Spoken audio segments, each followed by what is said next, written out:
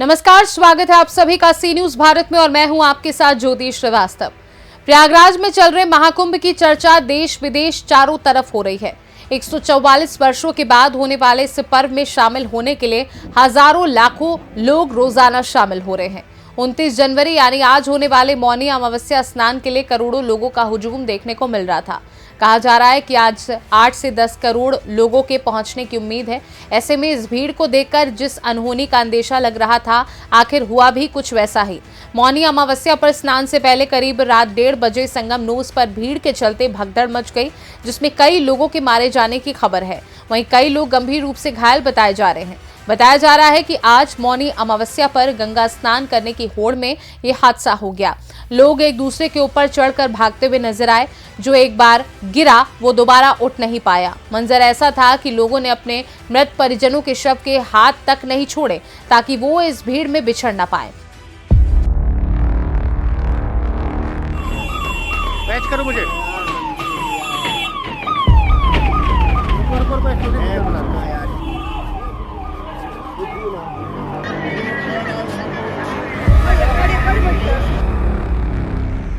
नंगे तो हो गया, नहाते हैं बोलो तुम।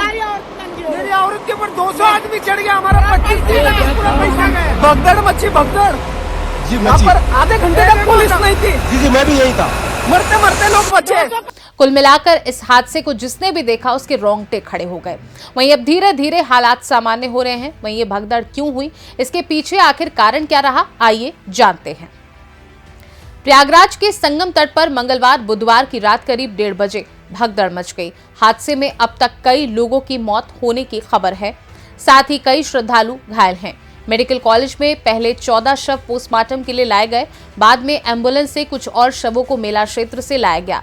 इधर प्रशासन ने मौत या घायलों की संख्या को लेकर हादसे के 10 घंटे बाद भी कोई जानकारी नहीं दी है। आपको बता दें कि हादसे की जो प्रमुख वजह रही उसमें अमृत स्नान की वजह से ज्यादातर पांटून पुल बंद थे। इसके कारण संगम पर पहुंचने वाली करोड़ों की भीड़ इकट्ठा होती चली गई, जिससे बैरिकेड्स में फंसकर कुछ लोग गिर गए। ये देखकर भगदड़ की अफवाह फैल गई। संगम नोस पर एंट्री और एग्जिट के रास्ते अलग अलग नहीं थे। लोग जिस रास्ते से आ रहे थे उसी रास्ते से वापस जा रहे थे। ऐसे में जब भगदड़ मची तो लोगों को भागने का मौका नहीं मिला, वे एक दूसरे के ऊपर गिरते गए। मीडिया रिपोर्ट के अनुसार जब लोग स्नान के लिए जा रहे थे तभी बैरिकेडिंग के पास लोग सोए हुए थे। इसके चलते लेटे हुए लोगों के पैरों में फंसकर कुछ लोग गिर गए। उनके गिरते ही पीछे से आ रही लोगों की भीड़ एक के ऊपर एक गिरती चली गई। अब आपके मन में सवाल उठ रहा होगा कि क्या ये संगम नोज होता क्या है जिसकी वजह से यह हादसा हुआ। तो आपको बता दें कि संगम नोस ये नाम इस जगह के आकार की वजह से पड़ा है। प्रयागराज में इस संगम नोस को स्नान के लिए सबसे अहम जगह मानी जाती है। कहा जाता है कि यहीं पर यमुना और अदृश्य नदी सरस्वती गंगा से मिलती है।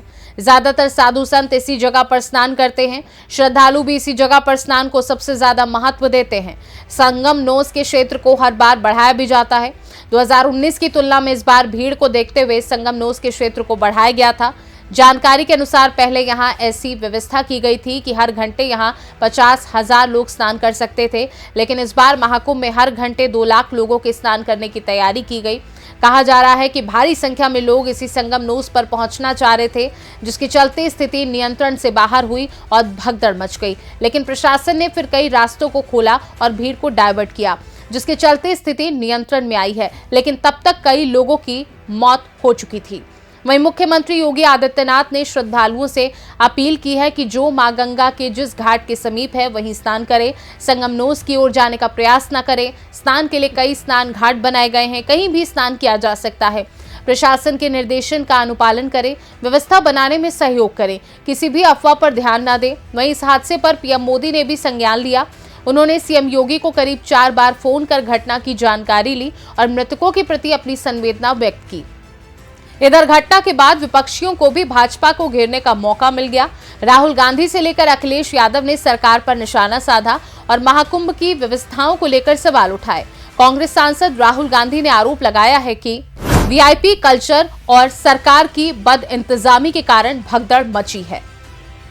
तो वहीं सपा प्रमुख अखिलेश यादव ने कहा, महाकुंभ को सेना के हवाले कर देना चाहिए। फिलहाल प्रशासन द्वारा स्थिति को काबू करने का प्रयास किया जा रहा है। पहले खबर आई कि स्पेशल ट्रेनें रद्द कर दी गई हैं, हालांकि बाद में रेलवे ने किसी भी ट्रेन को कैंसिल करने से इनकार कर दिया है। हालांकि देखा जाए तो महाकुंभ को सबसे ज्यादा दुष्प्रभावित वीआईपी कल्चर ने किया है और ये अभी भी जारी है, जिसमें प्रतिदिन आमजन को रोककर वीआईपी को रास्ता दिया जाता है, जिससे भीड़ एकजुट हो जाती है और भगदड़ की आशंका बन जाती है। और आज हुआ भी वही। महाकुंभ में भगदड़ के बाद मुख्यमंत्री योगी आदित्यनाथ ने अपने आवास पर इमरजेंसी बैठक बुलाई है। इसमें पुलिस और शासन के बड़े अफसर शामिल हैं। योगी प्रयागराज के साथ बनारस और अयोध्या में भी भीड़ नियंत्रित करने के लिए चर्चा कर रहे हैं। साथ ही पीएम मोदी भी महाकुंभ में मची भगदड़ पर नजर बनाए हुए हैं। भगदड़ के बाद महाकुंभ की सुरक्षा और बढ़ा दी गई है। अफसर हेलीकॉप्टर से महाकुंभ की निगरानी कर रहे हैं। आपको हमारे द्वारा दी गई ये जानकारी कैसी लगी, हमें कमेंट करके जरूर बताइएगा। मुझे दीजिए इजाजत, नमस्कार।